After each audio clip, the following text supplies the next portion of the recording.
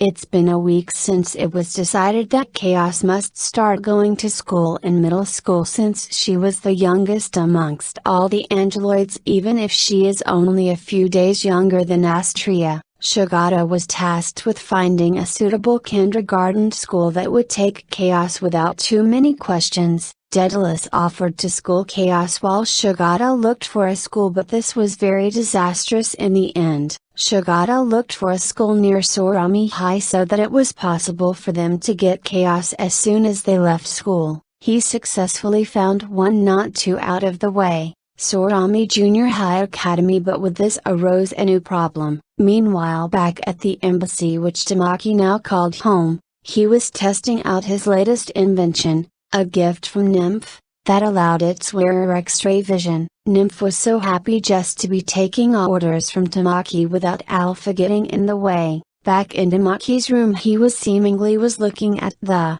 wall, but he was actually looking through it into Sohara's room. Kaibo came into Tamaki's room to bring him breakfast and he turned his attention towards her. The nosebleed that he had was so powerful it knocked him out on his bed. Nymph and Kaibo were quick to rush to Tamaki and were both on top of him, trying to get him to wake up, desperately tugging at him. They were unaware that he was now looking at them drooling. Kaibo picked up Tamaki and drew him into her arms, shouting, "Wake up, Tamaki!" And that moment Nymph realized that it was the machine. She took it off Tamaki, but he was still in heaven because of the way Kaibo was embracing him. Nymph also wanted to hold Tamaki, and then a tug of war began between Kaibo and Nymph, but Kaibo easily won, tugging so hard on Tamaki that he and Nymph flew off. In midair, while Tamaki and Nymph are falling, Tamaki, knowing that he doesn't have wings, quickly wrapped his arms around Nymph. She blushed and held him close and expanded her wings, readying to fly off, but before she could, she got a message about a meeting in the embassy hall from Shigata. She turned back and started flying back to the embassy, but you could tell on her face that she was not happy, as she wanted to fly off with Tamaki. Everyone gathered in the meeting hall and Shigata started to present solutions to the problem of finding Chaos a school. He had found one close by which they could be close to her as soon as she needs them for anything. They all were excited by the solution, but before they could continue celebrations, Shigata brought up the problem. In order for Chaos to be accepted in the school, she needed to have parents or a guardian. When they mentioned that she might need parents, Mikako was quick to tease Tamaki about it being the time to propose. The room fell silent with this suggestion and everyone looked at Tamaki. Mikako was so prepared that she passed a ring to Tamaki and whispered to his ear, "It's time to man up." Chaos wasn't one to solve the mood either, as she came to Tamaki or asked him the question, "Are you my daddy?" The room fell silent once more and Tamaki asked, "Where did you learn about having a daddy?" Chaos? Chaos was so joyful she didn't hesitate to answer. "Miss Mikako told me that Tamaki is my daddy and Daedalus is my mommy." The group's eyes turned to where Mikako was sitting, but she was long gone and Daedalus was sitting in the back of the room, shocked. Tamaki finally responded to, "I am your guardian, not your daddy." Chaos had another question. "Okay, guardian, then mommy is Daedalus, who is your wife?" Giggling came from the back of the room and it was Mikako. Still shocked, Tamaki looked to the Angeloids. This meanwhile made Sohara feel unwanted, as she knew that Tamaki never looked at her that way. Astria, still not trusting of Tamaki after what happened last time, offered that she go with him to sign up Chaos for middle school, plus she was the one who looks more like Chaos. Shigata had something else to say to Astria and Tamaki, but before he said if they had bolted out the door with Chaos in tow. Astria back at home had been asked not to constant wear her armor, and Sohara had given her a wonderful outfit. Both she and Tamaki had to wear something formal to sign up Chaos. Tamaki couldn't keep his eyes off of Astria, mainly looking at her features, and Chaos noticed something, remembering from earlier she read in a book that Mikako had given her. A family. After a while they stopped flying because Tamaki wanted to walk. Chaos started to walk between Astria and Tamaki and held both of their hands. Comments started coming from bystanders and other people that were just walking by. Such a lovely family. Tamaki was quickly about to let go of Chaos's arm but stopped and saw the smile that was on Chaos's face. Astria was blushing shyly looking away and Tamaki decided to just go with it. They arrived at middle school ready to sign up Chaos. Tamaki went to do the sign up while Chaos and Astria waited behind him playing together. While signing up the receptionist said, "Such a lovely wife and daughter you have there." Tamaki was at first shocked but calmed down at the sight of Astria and Chaos playing together.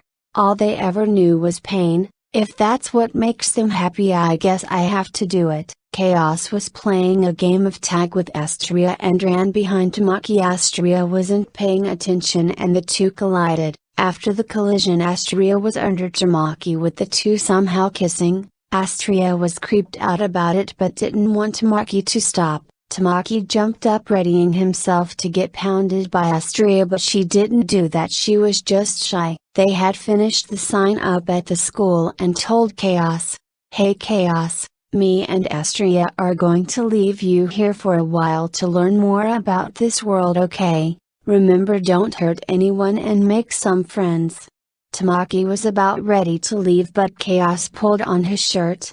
"Guardian, I mean Tomo, I saw the other people getting kisses before they were left. Can I have one too?" He never put too much thought into it. Astria looked at Tamaki. "I will allow it just this one time but make it quick apostrophe." Astria and Tamaki gave Chaos a kiss on the forehead and an embrace, giving her a glow. She waved excitedly at Tamaki running off into the school and they split up. Astria and Tamaki said they should get something to eat as both of them were hungry, so they headed for the market. Little outings of their own while walking. Tamaki offered to hold Astria's hand but she refused. When she saw Tamaki starting to walk away again, she rushed to hold his hand and when he asked her for an explanation, "Tamaki, you wanted this, didn't you? I'm just doing you a favor, don't take it as anything else, dummy." Astria saw a clothing store on the way and she decided since she won't be wearing her clothing always that she go try something different. Tamaki caught sight of the store too. "Hey Astria, we will go there once we get something to eat, okay?" Astria nodded at Tamaki and smiled thinking to herself, "Oh my god, is this a date?" The two went into a diner not knowing that they had been told this entire time by all the other girls from the embassy who wanted to see if something was happening between the two. Astria noticed them and told Tamaki about it and he came up with a plan. They decided to give the ones who were tailing them what they wanted and sat down to order. Their food came and they proceeded with their plan to act as the most lovely duvet couple as they can possibly be. "Astria, why don't you move here, next to me?" Tamaki said with a devilish look on his face. She was at first hesitating. "Tamaki doesn't do anything, okay?" Astria moved next to Tamaki and he put his arm around her while reaching for something else and brought her in close. She smiled shyly away from Tamaki. "You can have anything you want, it's my treat, Astria," he told her with a smile on his face. She turned quickly back to him. "Thank you Tomo, I will eat as much as I can." A look of sadness consumed Tamaki's face. "My wallet was not hoping for that response, you know, money dos n apostrophe t apostrophe." Before he could finish his sentence, Astria covered his mouth with her hand.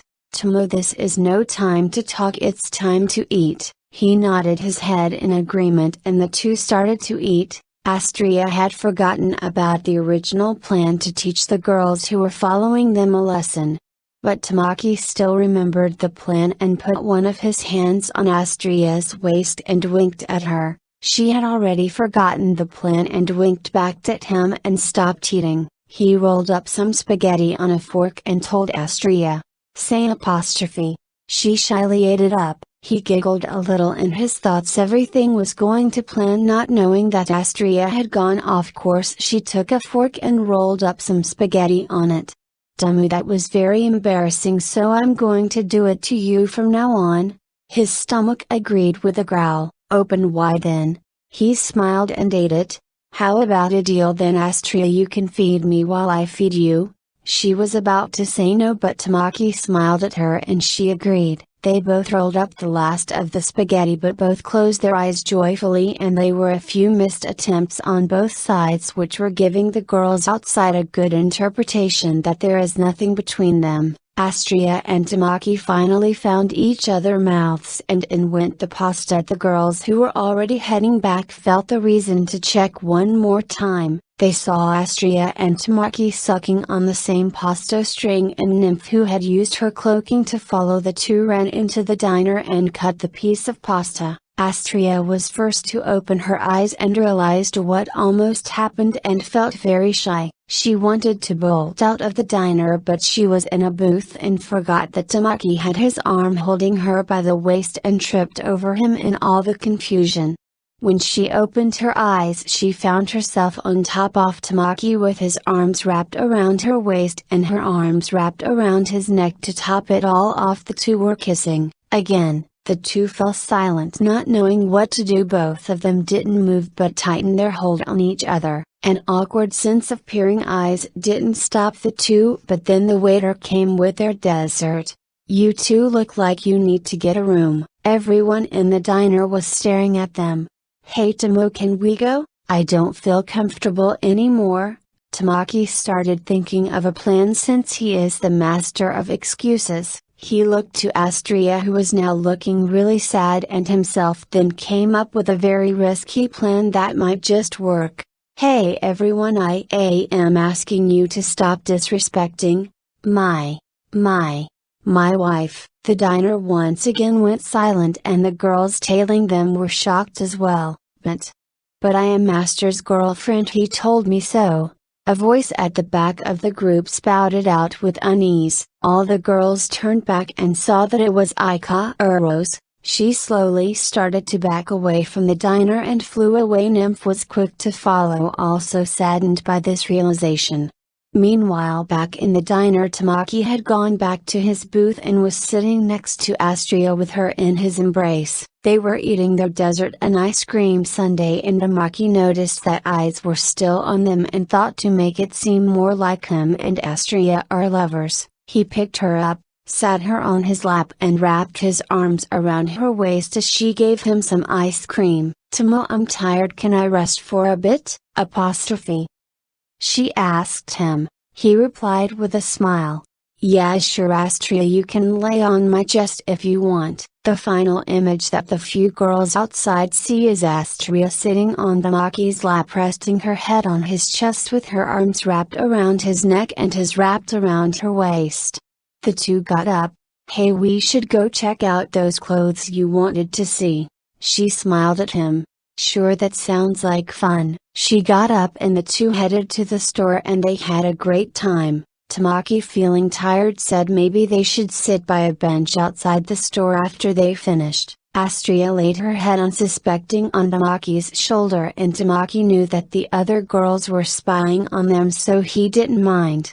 Time flew by, and before they knew it, it was almost about time to go pick up Chaos from school, and Tamaki gave a little tickle to Astria and she responded by running her finger down his neck. The two got up hand in hand and got up and headed for the school. Astria took Tamaki's hand and put it over her shoulders and leaned on his shoulder while they walked to the school. During this moment she thought to herself, I hardly ever get time to spend with Tamaki alone. Moments later they arrived at school to find Chaos playing with some newly acquired friends. Chaos, it's time to go home. The three were on their way to leave the school. Oh Mr. The teacher running after them seemed breathless when she stopped. Your child is a great one, the brightest. In fact, she completed all the middle school work at such a level that she is being promoted to high school. You and your wife sure raised a wonderful child. Tamaki went up to Chaos. Wow Chaos, what you did today was amazing. Seems like you're coming to school with me now. She smiled at him. Yes I do, big brother. They headed for home, and on the way they saw a small shop on the corner street selling some jewelry. A pair of rings caught Astria's eye and she stared at them with absolute delight, and Tamaki noticed so did the shopkeeper. "Do you want them, Mrs.? Since you're a couple and I do not see any rings, I assumed you need them." Tamaki was just about fed up and was readying to leave. "It looked like sister really wanted to get those with you. Now she is sad apostrophe." Chaos spoke in a subtle voice. He looked at Astria and she shyly looked away. He rushed back to the shop and bought the pair and rushed to put one on Astria's ring finger, and she took the other and put it on his ring finger. They both lost eye contact as both were too shy to be seen by each other. The two continued their way home and Tamaki quickly saw a sweet shop, and Tamaki told Chaos and Astria to continue without him. He's going to get everyone something, but most importantly he was thinking of Nymph and Aika Uros. At the entrance of the door, Tamaki seemed to have ran into someone, but there's nothing there until Lindouch points out its location. It's Nymph, but she is still cloaked and tries to walk away slowly. "I know you're there, Nymph. There is no need to hide." He reached out to what would seem like nothingness and felt Nymph's hair, then her face. He reached out further and drew her in. "Tomo. You said Delta is your wife, is it true?" "Tomo, is it?" Even though she was cloaked, Tamaki ran his fingers on her cheek and felt tears. He slowly wiped them off. "Nymph, what did I say the other day?" Still teary she answered. "You said it, you love me, and love all of us, but why does she only get to be your wife?" Nymph's cloaking disabled and Tamaki quickly held her gently by the cheek and the other hand on her waist. "If you still need proof that I love you too, then here." He drew her close and kissed her. "You know I am not the only one that needs that. Alpha is pretty hurt by it as well. She thought you were only going to be with Astria." He quickly looked at Nymph and decided, "Nymph, let's go home." And the two started to walk home. Nymph wrapped her arms around Tamaki and spread her wings and started to fly as fast as she could back home. They arrived quickly, and as soon as they landed, Tamaki ran to Aika Uros's room. Nymph felt a little happiness and sadness at the situation that Tamaki did love her, but he loved other girls too, but she was just happy that they get to be together. Tamaki got to Aika Uros's room door and found it locked and heard crying coming from the inside. He rushed back outside, grabbing a ladder and lining it up with her window, and he rushed in, bursting through the window. He saw Aika Uros crying in her bed covered by her sheets. Master, please go away apostrophe. But Tamaki walked to the bed, got in the sheets and found under them Aika Uros in tears. He was quick to hug her. "Aika Uros, don't be like that. I was only doing it because I saw you guys were following me and I wanted to prank you." She stopped crying and looked at Tamaki, feeling very embarrassed. "I'm sorry, Master, I thought that." He looked at her. "It's okay, Aika Uros, I love you. Just the thought of losing you scares me. Remember, you're my girlfriend." He laid his head on Aika Uros's lap and she ran her fingers through his head. "Master, do you remember now?" They lay down on the bed together and started to cuddle. "Yes, Aika Uros, I remember everything that happened that day." As she kissed him on the forehead, holding him close. "I remember everything.